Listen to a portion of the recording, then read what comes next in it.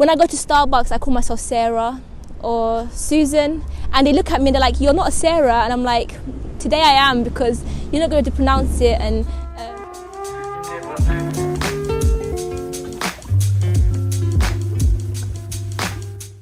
Hi, my name is Nurdan Sinal. I am 22 years old and I live in East London, and I am Turkish British.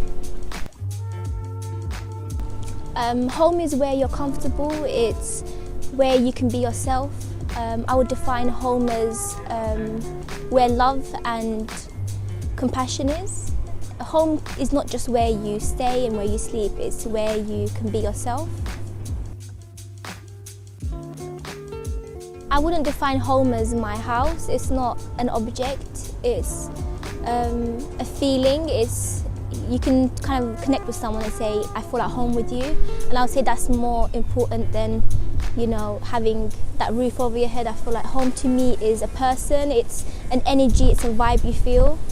When I was young, I struggled a lot with my identity, and kind of growing up in East London, it was kind of hard to grasp who I am, because it was such a mixture of emotions, being Turkish and going to a very much Muslim populated primary school, when you wasn't quite like them but you are like them, and it was that kind of fight to kind of find myself. And I think over the years I've definitely grown to accept where I am, but it's taken a lot of time to kind of understand where I am and who I am. Culture to me, when I was growing up, it's always food and kind of like the like Eid, fasting, Ramadan, the big days like the Independence Day and such. They're the important kind of dates that I remember when it comes to culture. Culture is kind of the clothes you wear and the colours that when you look at certain colours and you see those colours, you think that's my culture. It's the little things, the little niches that when you look, you just know that's who I am, and it's kind of, to me, that's what culture is. I was always stuck in the middle, like purgatory, I would call it. Cultural purgatory is kind of being in ghetto East London and having the urban culture, and then having the kind of the really traditional Turkish side of me, and having kind of my mum always there to kind of steer me back to that culture whenever I would kind of go the other way.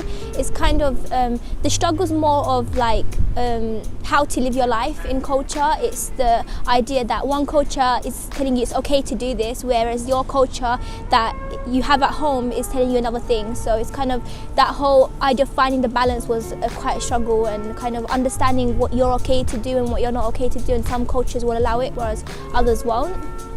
This has got to do a lot with, I think, faith as well, and religion with the culture. I think it took me a couple of years to really grasp how to act around certain people, because you have to understand that their views can be different to yours, and that's okay as well. So it's all about kind of learning to respect both cultures and then finding a middle. My Turkish culture, it was something that I tried to hide for a very long time, and when people would ask me where I'm from, I would kind of just try to be like guess, and I would get excited when they would tell me that, oh, you look, anything but Turkish. It used to make me really happy, but now I think doing fashion design has really opened the doors to kind of accepting who I am, and being able to actually use my culture to make my work has really made me understand that I'm so blessed to be in such a culture, and that the Turkish culture, I would never change it for anything, because I feel like it's who I am. So it makes me really happy to even think about, when I think of culture, it just is one of the most important things in my life. So.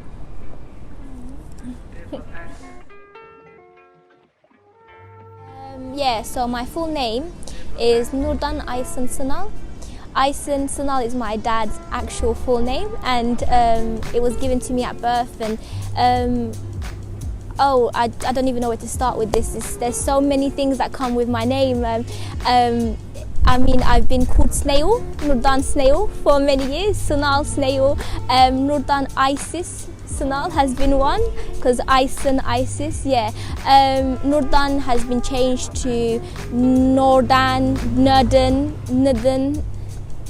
just N, because they haven't even tried. I've been called Nur, but I've never been asked to call that. So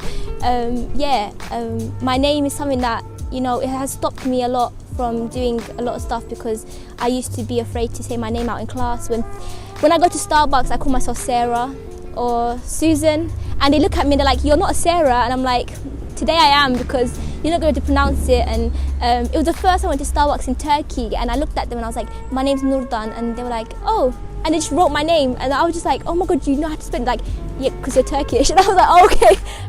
I would say I've taken the values of British culture and picked out the ones that suit me.